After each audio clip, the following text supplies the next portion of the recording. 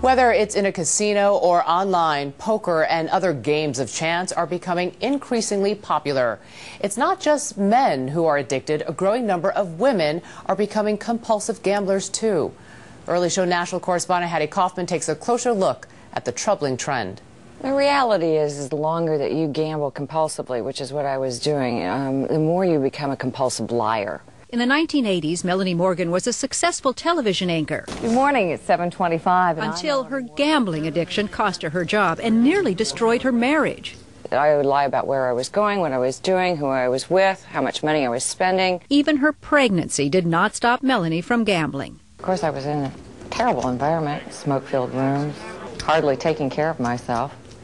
Yeah, I was gambling right up until an hour before I gave birth. After her son was born, she often left the infant with an assortment of babysitters.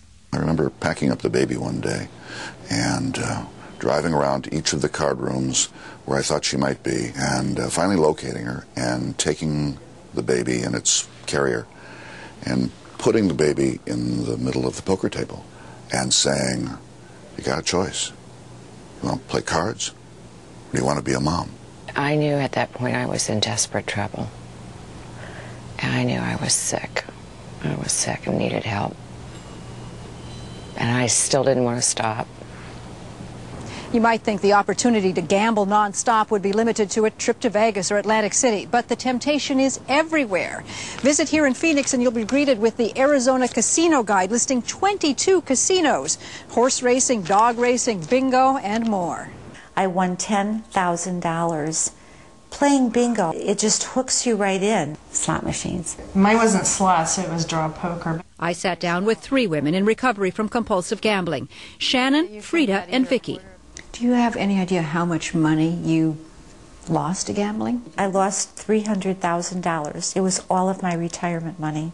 I had thought it was like around $35,000, but my husband stated it was closer to $50,000. It was between $150,000 and $200,000. And Frida lost more than that. She lost a year of her life when she went to prison after stealing cash to gamble. The sick compulsive gambler will do whatever they have to do to gamble. It makes me think of drug addicts who steal in order to get the drug. It's an addiction. It is an addiction. Psychologist Paul Good says it used to be that most women gambled to escape their everyday lives. But now more are simply lured by the action. A sense of excitement, of being on the edge, that you are literally holding your fate in your own hands at a poker table. For a woman, that can be a very powerfully riveting experience. Is it a high? Is it euphoria? Oh, yes. Yeah. Yes, it is. Especially when you hear the bells It's like ringing. a drug.